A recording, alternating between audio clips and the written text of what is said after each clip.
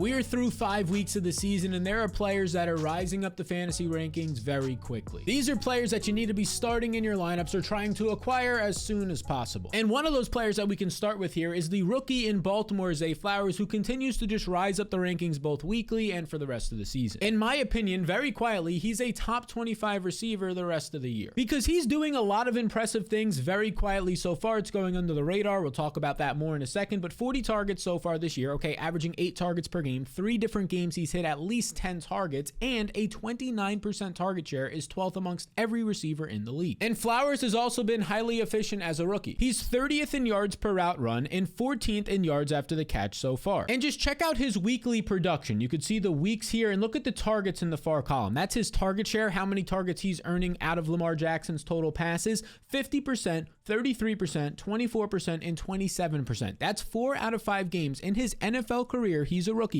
that he's earning about 0.25% of the targets or more, meaning he's the wide receiver 1. And he's ran 100% of the routes the last 3 games, and his usage has quietly gotten better. For the first 3 weeks of the season, he was basically only being used as a short area player, but the last 2 weeks, his average target is 16 yards downfield. And now the reason why he's going under the radar, and you could probably still try to acquire him in a trade, is this right here. He hasn't had a massive game yet. No touchdowns, no games over 80 yards, but he's just been consistent, and he's had a lot of red zone targets, so those touchdowns will come. And part of that consistency is just being healthy, something that his other wide receivers in his core haven't done so far. Odell Beckham is banged up again. Rashad Bateman has been banged up basically his entire career. Really, like, his only other main competition outside of Mark Andrews at the tight end position is Nelson Aguilar, which is really good news for Zay Flowers. It also helps that his quarterback has been very good so far. When you take out drops, Lamar Jackson is completing 79% of his passes. And yeah, there was 7 drops last week by the Baltimore receivers. Lamar Jackson is a top 5 efficiency quarterback and downfield passer so far this year, which plays into the recent usage we've seen of Zay Flowers, who's been targeted downfield more often. He's rising up the ranks. And this one may be obvious, but let's break it down. And it's Raheem Mostert who's rising up the rankings because Devon Achane landed on the IR with a knee injury, will miss at least the next 4 weeks. And just how much does this boost Mostert? Well, for this week, week 6, he's a top 5 running back in my projections right now. That's how good it is. And look, over the past month of the season, with 3 games of Devon Achane producing and balling out, Mostert is still the running back 4, a top 5 running back in fantasy, and now there's no Achane. And I apologize. I know he wants to be called the Chan. I will fix that. Now check out how good Mostert has been this year, averaging 6.1 yards per touch. That's top 5 in the NFL. He's 3rd in juke rate and 2nd in evaded tackles. That's his elusiveness for a 30-year-old running back. This is fantastic. And despite Devon Achane, got it there, being involved, he's still seeing Mostert 14 opportunities per game these last 3 weeks. Now, one running back goes down in Miami and another running back just pops up, and that's Jeff Wilson, who's expected to return from IR potentially even this week, maybe in a week or 2, and he was the lead running back for this team last year in the mid-red zone back. However, Wilson is not a one-for-one replacement for the younger, speedier, and more dynamic Achane. As you can see right here, this is Devon Achane's overall metrics at the NFL Combine: 4.32 speed. This is like world-level track speed. So whenever Jeff Wilson does return, I do expect him to be involved, but he doesn't have the same type of upside in terms of burst breakout plays that Achane had. That will mostly be Raheem Mostert's role in this offense as the speed back, and he has a good matchup this week. The Miami Dolphins are nearly 2 touchdown favorites. Well, they are 13.5 point favorites, nearly 14 point favorites against a bottom 5 Carolina Panthers run defense. A great spot for Mostert. And as you can see in my recent tweet right here, in the first 2 games of the season when Devon Achane was not involved, Achane did not play in week 1, and Achane only played like a couple of snaps week 2.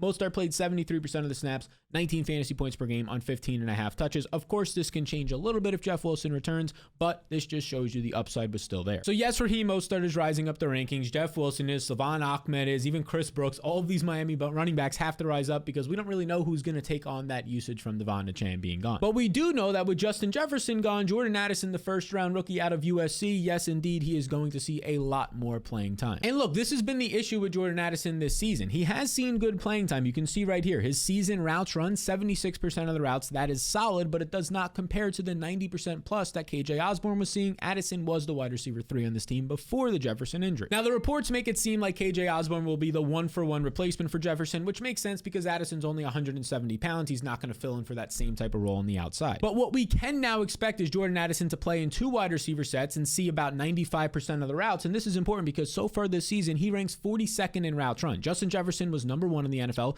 KJ Osborne to this season was number 8 in the NFL. 2 top 10 usage receivers in this offense that loves to pass the ball. Expect now Jordan Addison to take that similar role as a top 10 usage wide receiver. Now, this first round rookie has been fine this season. He hasn't been spectacular. He has by no means been bad, and that's what you would expect expect out of a 163-pound rookie receiver. He's just learning the ropes, and honestly, he's been better than average. Because in 4 out of 5 of his NFL games so far, he's cleared 50 receiving yards. He scored 3 touchdowns in these games. He's managed to go over 16 fantasy points in 3 out of his 5 games. This is all great for fantasy. In real life, he's been fine. In fantasy, he's been, good. So both Addison and KJ Osborne, who is the #1 wide receiver ad this week, if he's still on your waivers, go ahead and get him. They're rising up the rankings, and they take on the Bears this week. Now let's talk about another running back who's quickly rising up the rankings and is a top 12 option this week. And if you're finding this video helpful, 70% of people who watch these videos aren't subscribed. If that's you, be sure to hit the subscribe button if indeed you want to see my future content. And that running back who is a top 12 option this week is playing tonight. It's Isaiah Pacheco for the Chiefs against the Denver Broncos. And don't worry, this is still relevant whether the game was already played or is about to be played, because I want to talk about him for the rest of the season and more importantly, the next month of the season. Because what we've seen these past 2 weeks out of Isaiah Pacheco's usage is the best of his career. It started in week 4 where he played 63% of the snaps, a season high, and earned 65% of the rush attempts, also a season high. He goes out there and has a big game in prime time, over 100 rushing yards. This was great to see. But we've seen these 1 week flashes in his career before where he plays well and they just give him more usage. However, the difference here was that this usage continued into week 5 where he plays about 60% of the snaps and more importantly handles 76% of the rush attempts as Clyde Edwards-Helaire was factored out of the offense. This is running back 1, top 12 running back usage. So now over the past 2 games, Isaiah Pacheco is averaging 20 opportunities, Derek McKinnon is averaging just 3, and Clyde Edwards-Helaire is averaging just 3. As I mentioned earlier, this is the best 2-game usage of his career. Now there is one downside we have to point out. He's still not a 3-down running back. You can see right here, his route participation over the last 2 weeks, just 35%. That's basically in line with his season average of 38%.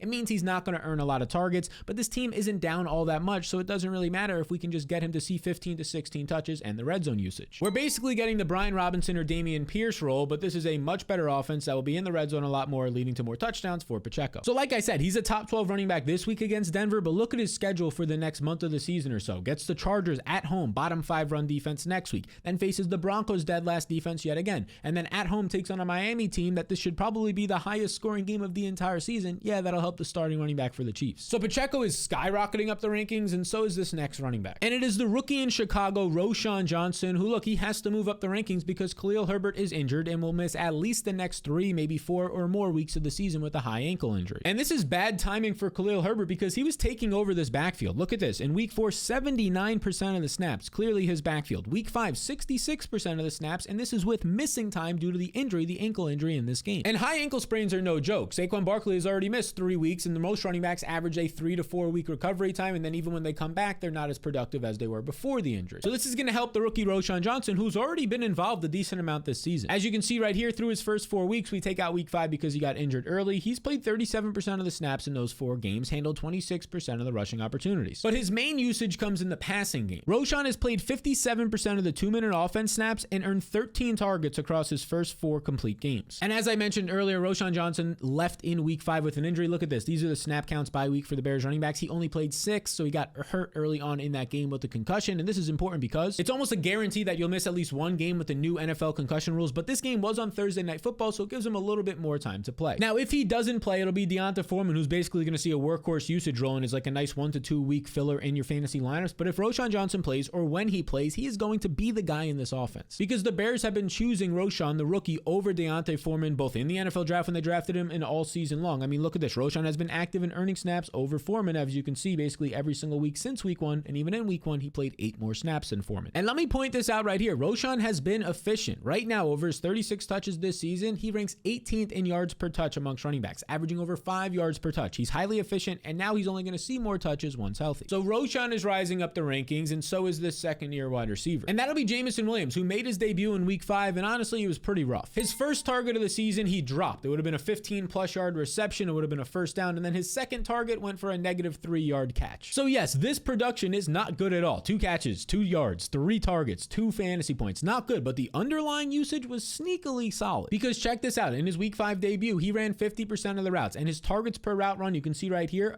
according to Fantasy Life, our official data partner, 20%. So he earned a target on 20% of his routes run. That is very solid. In this game, he actually ran more routes than Josh Reynolds and ran more routes in the second half than Marvin Jones did. Now, we must call out that Amon-Ra St. Brown missed this game and Khalif Raymond filled in for his role in the slot. I mentioned that because this is important. The Lions currently have 6 wide receivers on the depth chart. We talked about Khalif Raymond basically being the backup for Amon-Ra St. Brown, so the only other options that Jameson Williams is competing with for a starting job are Josh Reynolds. Reynolds is going to start, and then it's Marvin Marvin Jones and Antone Green. He's ahead of Antone Green, and as we saw last week in the second half, he pushed ahead of the 33-year-old Marvin Jones. So in my opinion, this is already a great trajectory for this former first-round pick, and just a reminder, he's in the #1 graded offense through 5 weeks in the NFL. That's the Lions passing game. And it's led by their quarterback, who currently ranks 2nd in deep ball catchable target rate. Basically, deep ball accuracy, Jared Goff. That pairs up well with the best deep threat in college football from 2021 in Jamison Williams. So if he's still available on your waiver wire, he is the priority ad that you have to be getting, him and KJ Osborne at the wide receiver position, and you can try and buy low on him since he only scored 2 points this past week from one of your league mates who hasn't. Now, the next man up, this is somebody that you can pick up off the waiver wire probably in almost every single league and play him this week, and it's Gerald Everett. He's coming off of the bye for the Chargers, and he's in a favorable situation. Look, Everett has 2 main things working in his favor. Number 1 is that Mike Williams is out for the season, and number 2 is that Donald Parham is injured and trending to miss this game. This is massive news for Everett because his snaps this year, they've been limited with Donald Parham active. Check this out. In 3 healthy games this year for Donald Parham, he's played 38% of the snaps, as you can see right here. Now, he hasn't really earned many targets, just 6% of the targets, but those snaps are coming directly from Gerald Everett, especially in the red zone. This has led Everett to see just 46% of the total snaps this season through the first 3 games at least, and 12 total targets. Not great usage or production. However, with Donald Parham missing and leaving the game actually in week 4, we saw season high usage for Everett, 59% of the routes. It didn't lead to a lot of targets, but the offense struggled in this game. Keenan Allen only had 4 targets himself, but this is good usage to see, and also Everett saw season high in red zone usage. And let me just point this out. He is 10th in yards after the catch and 12th in tight end efficiency. That's Gerald Everett, despite ranking 34th in routes run, just 71 routes so far. Now his routes are going to increase. If that efficiency just stays decent, he's going to be a top 10 option most weeks. And as a reminder, last season he was a top 10 option, and now there's no Mike Williams. Now, before we move on to the next wide receiver who's rising up the rankings, I got to let you know about the fantasy blueprint, because if you want to win your matchup this week and make the fantasy playoffs and take home your fantasy championship, this is for you. Every single day of the week, I'll be sending you one of these tools. Monday through Friday, you can see right here, waiver wire tools, rest of season rankings for trades. That'll help a lot. Projections and rankings for that specific week, game by game matchup notes. All of this will come your way. And here's just a sneak peek of one of the things that you get. This is the game by game matchup notes. You could break it down by position or the specific game. This is one from a few weeks back. You can see right here, every single running back or every single player who's relevant for fantasy, you get a breakdown of their usage for the season, their specific matchup, if it's a wide receiver cornerback matchup,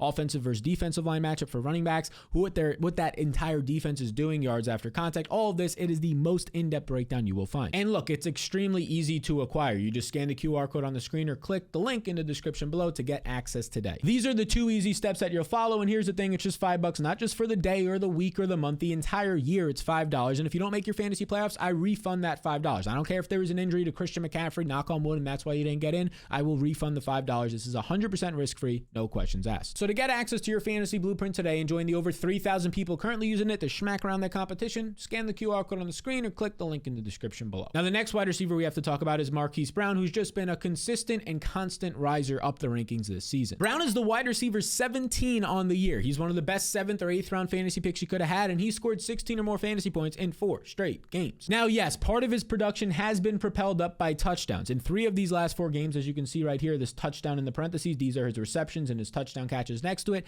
He has 3 touchdowns in his past 4 games, but he is not touchdown dependent. He's not like, say, a Gabe Davis who is relying on only deep touchdowns. No, Gabe Davis is not earning targets per route run. Marquise Brown is. He currently ranks 14th in total targets this season. He's earning 28% of his team's targets. That's 14th best. And look at this. He's earning a target on 25% of his routes. That's nearly double what Gabe Davis is doing this year, another touchdown, quote unquote, dependent wide receiver. And to prove the point even more, he's earned 10 or more targets in 3 of his last 4 games. And really, it's been a tale of 2 different seasons for Marquise so far. He's been productive either way, but the first 3 games of the year, Arizona was surprisingly staying competitive in games, and you only saw him earning 7.3 targets per game, as you can see right here. Not awful, but not elite. But that has changed the past 2 weeks, while the Arizona Cardinals have been trailing for basically the entire or majority of the games they've played in. And with that has come more passing attempts, and you can see that reflected in the routes run for Marquise Brown. He's averaged 39 routes run the past 2 weeks and 10 targets in each of these past 2 games. And newsflash, there's 7-point underdogs this week. Expect even more of this type of production for Hollywood Brown. And there's 7-point underdogs, touchdown underdogs to the Rams on the road. And the Rams secondary is bottom 10. So not only should the Cardinals be passing more to keep up in the second half, but it's going to be a good matchup for Brown. So he's rising up the rankings, and so pretty slowly, but maybe quickly after this week, is this next rookie receiver. And that would be the Chargers wide receiver, the second Charger we're talking about in this video, coming off of the bye week, Quentin Johnston. Now, Johnston was the Chargers' first round pick this past NFL draft, and he was thought to be the best,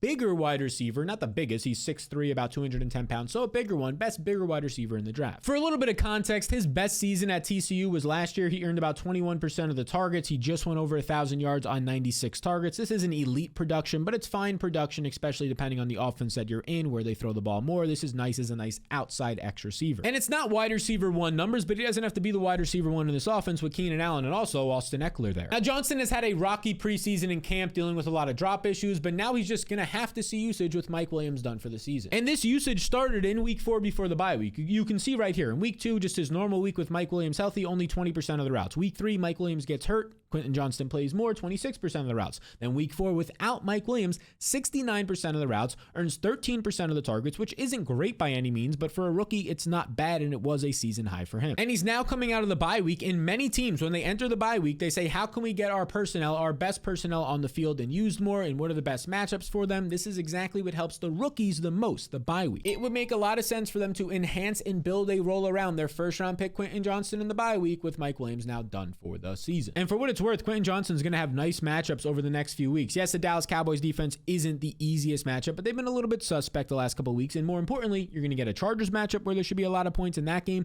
and then a matchup at home against the Bears the following week. So the rookie is rising up the rankings, and so is this next veteran receiver. And that'll be Jerry Jeudy, who we can now confidently say is 100% healthy after what we saw him do in week 5. Check this out. Jeudy went out there in week 5 and ran a season high 95% of the routes and earned a season high and team high 29% of the targets. That is elite usage, and this proves that he's healthy. He's been limited the past couple of weeks, 82 and 77% of the routes. He is now looking 100% healthy. Now, since he didn't find the end zone and hasn't found the end zone this year, you could still buy pretty low on him. Against a good Giants Jets secondary, he puts up 6 catches, 50 yards. He leads the team in targets now in back-to-back weeks. And his role remains solid as a guy who's earning a lot of targets from Russell Wilson and ranks 14th in downfield usage, which will lead to some big plays. And just as a reminder, when healthy last season, Jeudy averaged 18.3 fantasy points per game and was a top 15 wide receiver. Now, he definitely hasn't been a top 15 wide receiver this year. As you can see right here, in fantasy points per game, he's just 50th, but he's been very limited so far this season in his role, and also he has 0 receiving touchdowns. But the Broncos defense is absolutely terrible, so expect them to be throwing 40 plus times in a lot of games to keep up in the second half, and that's going to help Jeudy, and it's going to lead to a lot of touchdowns. Maybe even by the time you're watching this, it happened on Thursday Night Football, but it's not about just this week, it's about the next month and rest of the season. Because over the next month, he has a lot of beneficial matchups. A couple of matchups against the Chiefs, which aren't the worst secondary in the league, but they're definitely not great, and you could put up points on them, and he has a really nice matchup against teams like the Bills and the Packers as well. So expect Jeudy to start producing some big games moving forward. Now, some quick hitters for you. Travis Etienne has to move up the rankings, and more importantly, he's a top 12 overall player. If your draft was restarted tonight, he'd be probably a late first-round pick for the rest of the season. This is what he's done the past couple of weeks. I mean, last week he was the #1 overall running back in fantasy. He played 83% of the snaps, handled 74% of the rush attempts, but look at this. On the season, playing 78% of the snaps and handling 70% of the rush attempts, this is top 5 running back usage. And then there's Alvin Kamara, who now through 2 games is also seeing elite usage at the running back position. Kamara has played 69% of the snaps and earned 58% of the carries, but this is a little bit skewed because in week 5 the game was a blowout, so he was on pace. He played 63% of the snaps. He was on pace to play nearly 80% of the snaps in this game, and he still came through with 25 total touches. So Kamara is a top 12 running back the rest of the season. Now this next wide receiver is a borderline top 12 receiver the rest of the year, and that would be DJ Moore, who's coming off of, you would think this was the best performance of the week, but Jamar Chase barely edged him out, which is crazy because he goes for 230 yards and 3 touchdowns on just 10 targets. Could have had even more if he wasn't called out of bounds on one play.